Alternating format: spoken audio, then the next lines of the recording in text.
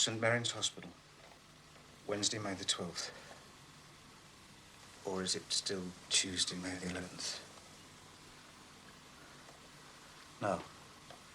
It must be Wednesday, because most of the time the noise of the traffic is so loud that you need earplugs just to hear yourself think. And as it doesn't stop until around midnight, that means it must be the silent early hours. 3, 4, who knows? But I'm already awake. What's more, I'm hungry. Isn't it ridiculous? The nurses come in at 7, on the dot, with a lovely cup of tea. Then the wash, then the breakfast, and then today, great day. Eureka. These bandages come off. Roll on. Roll on, 7 o'clock.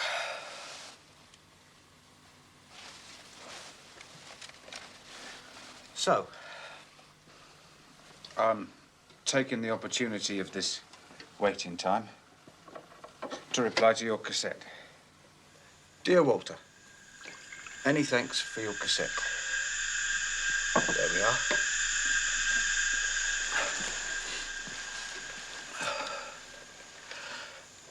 I've been doing a lot of thinking while I've been lying here, Wal. And I've come to a decision. I've had enough. I'm chucking the job. I'm fed up with Triffids. I want to be loved. I want to breed puppies and plant potatoes.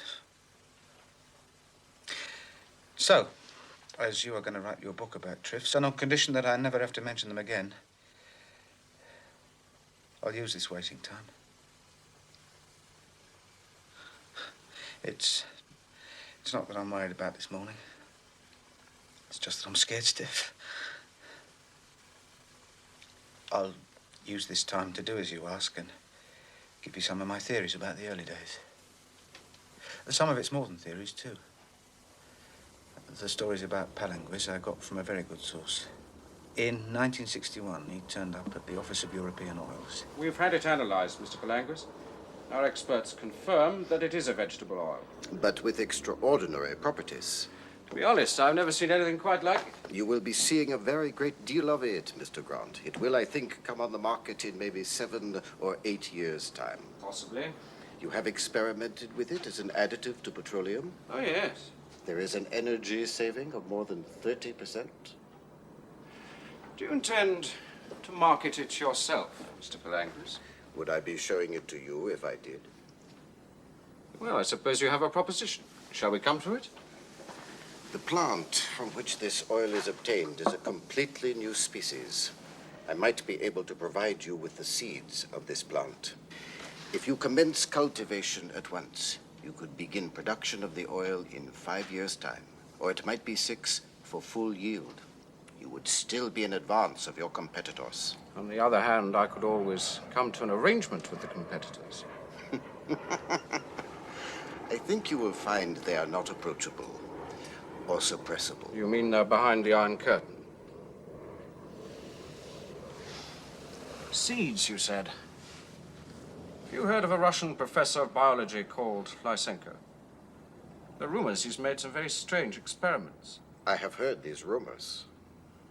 What figure did you have in mind for getting us the seeds of this thing? 10 million pounds. And a percentage of the profits. It is a very dangerous business, Mr. Grant. There are many people I must pay. For you, the choice is between ruin or a monopoly in the Western world. I will not lower my price. And he didn't lower it. And they paid it. Or part of it. The company couldn't pay the rest because Mr. Palangues was never seen again. Of course, in the end, the company got their seeds. But by the time they did, they weren't the only ones. What they...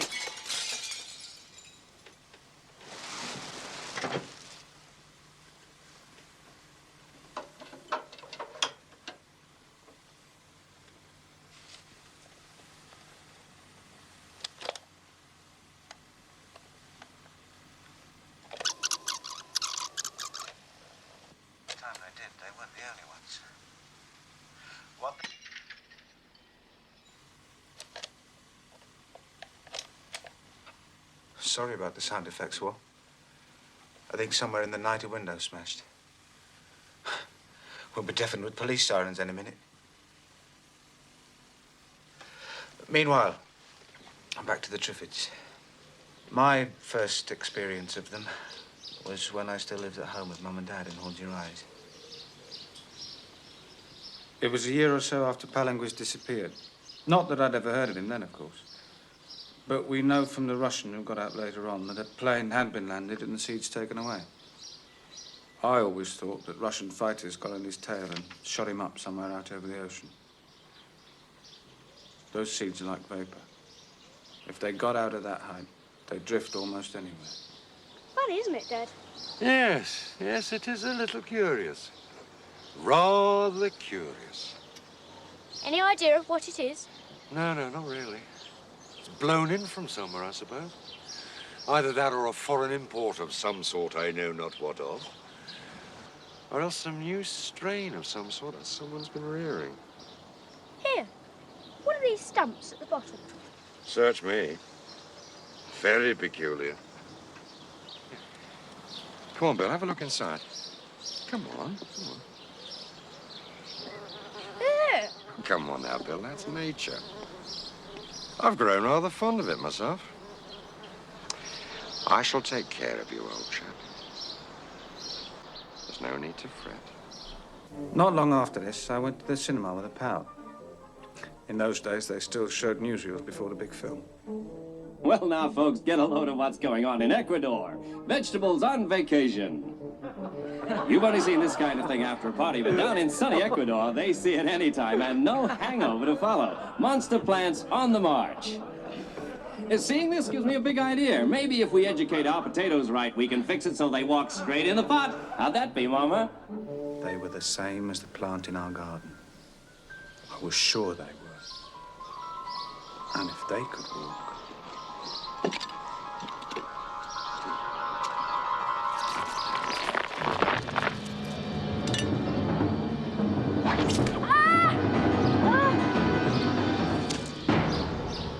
I was the first person in England to have been stung by a Triffid.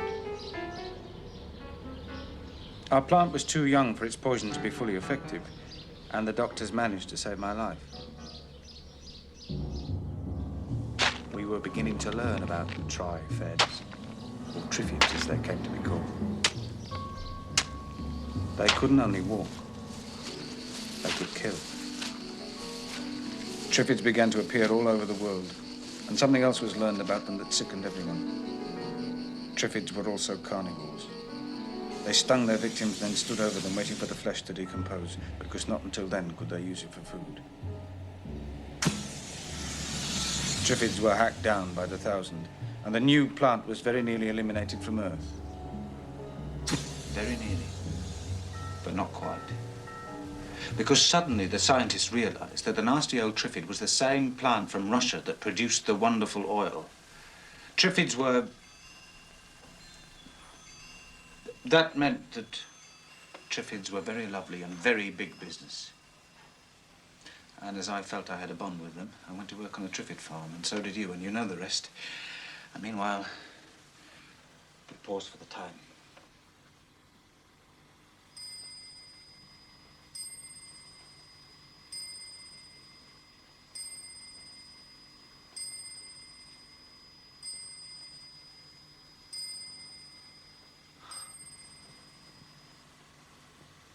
What the hell's going on?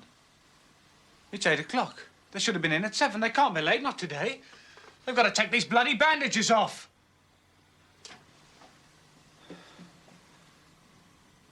Oh.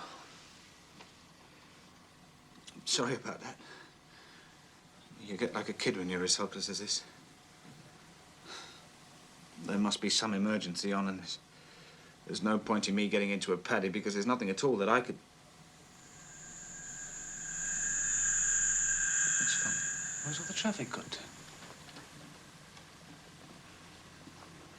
The worst thing about living in this blackness is that there's no certainty of knowing anything at all. And for all I know, there's 3 nurses and a doctor in this room all playing blind man's buff with me. Or they might have moved me somewhere else while I was asleep. I don't know. I've never seen this room. Anyway, there's obviously some explanation. Apart from the fact I've gone bananas.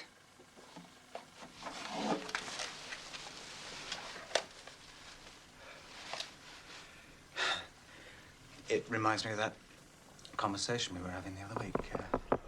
Do you remember when we were talking about Triffids? That evening we were working there.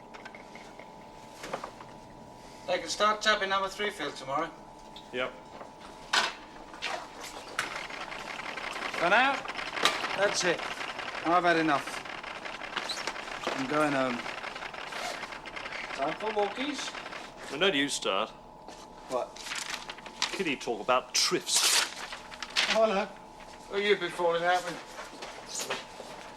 Jack Richards tells me he's planted a triffid in his garden so his daughter can have it for a pet. Ah, he wouldn't be the first. Perfectly safe if he keeps it on some sort of chain and cuts a sting out every couple of years. Quite fun for a kid, in lots of ways. Fun. Have a nightcap. Yeah, towel.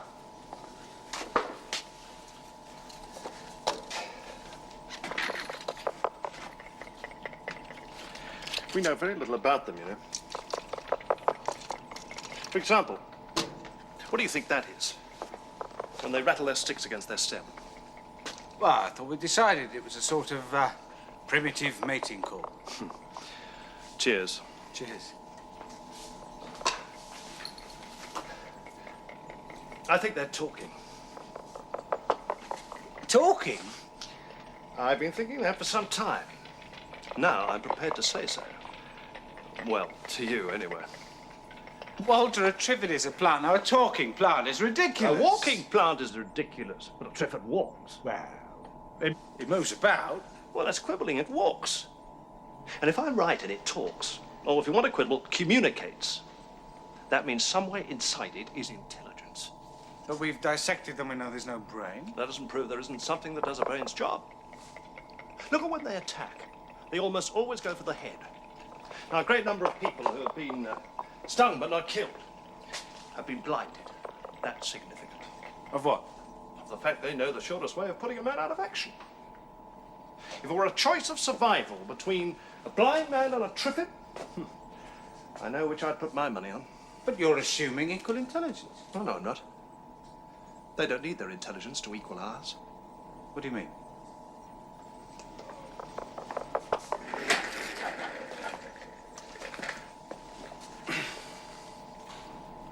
Look how complicated it is for us to feed ourselves. Even to just grow things and eat them raw. They live off the soil or from insects or bits of rotten meat. And look at the complex process we have to go through to make use of them, to get oil from them. Put that in reverse. How would they make use of us? Just give us a sting, wait a few days, and they've got everything they need to live. That doesn't take very much intelligence. You don't like them very much, do you? They fascinate me. I should write a book about them one day. Look, if they do have this intelligence, are you afraid of it? Why should I be? They're under control. There's only one thing, though. I'd like to know what they're nattering about. Come in.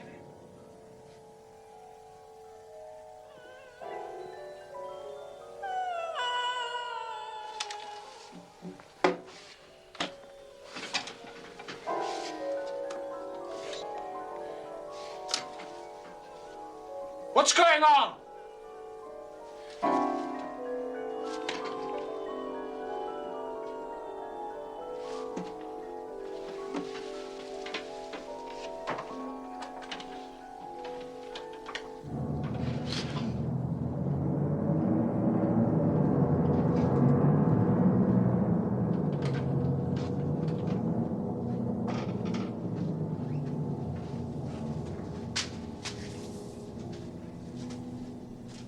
Hey! Do you think I could possibly have some breakfast? Room 22?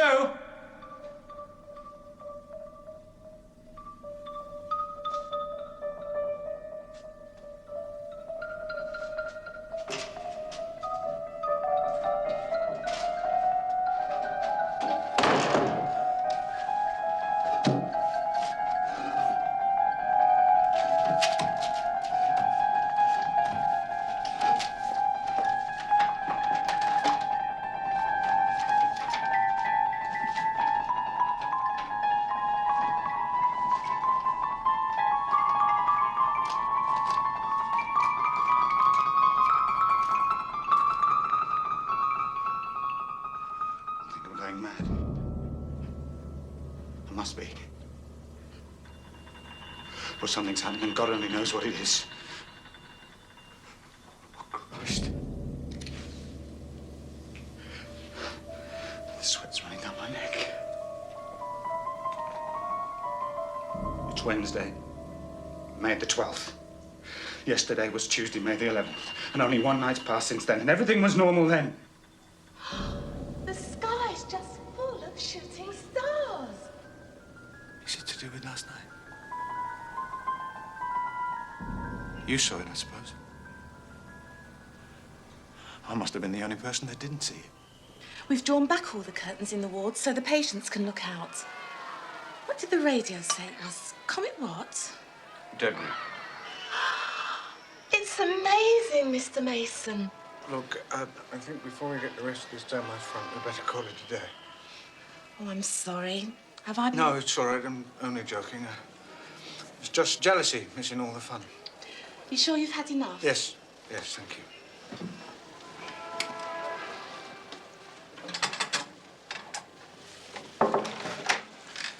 Good evening, nurse. Good evening, Doctor. Good evening, Mr. Mason.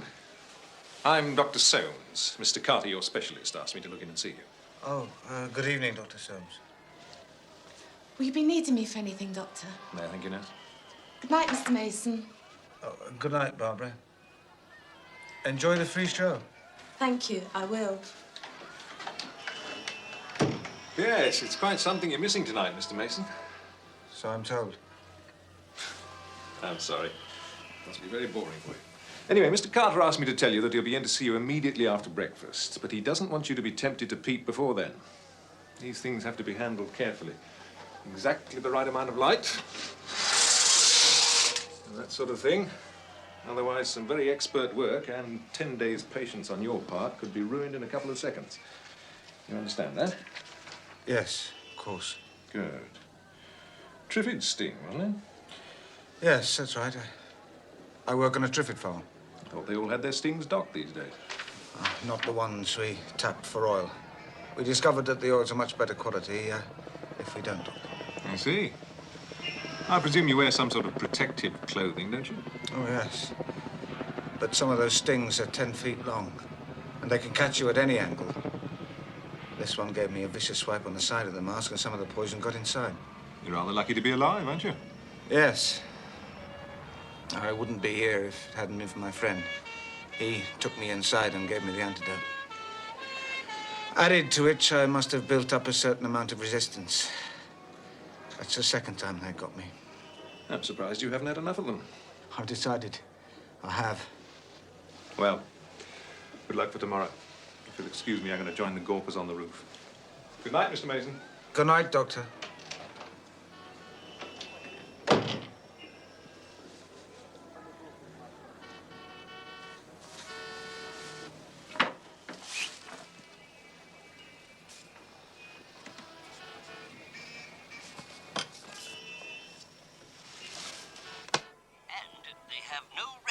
Such a brilliant display of astronomical pyrotechnics ever taking place before. There seems to have been no country in the world that has not been able to have a look at this unique phenomenon. As night has moved across the Earth, the wonderful display has moved with it. And although the spectacle is just beginning to lose its strength, the streets and parks and rooftops of London are jammed with people excitedly watching one of the greatest free entertainments the world has ever seen.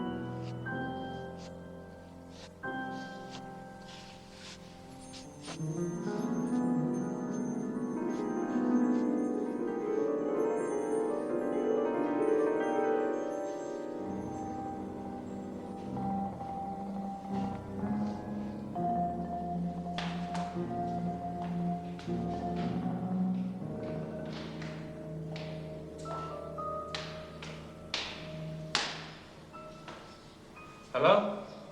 Who's there? My name's Mason. Bill Mason. I'm in room 22. Mason! I'm Dr. Soames. Oh, yes, of course, Doctor. I should have recognized your voice. What's the matter? You can see? Well, nobody came to unbandage my eyes, so I did it myself. I don't think any harm's been done. I can see as well as ever. I must telephone at once. Where are we now? What do you mean? Where are we now? You've got eyes, damn it, use them. Can't you see I'm blind?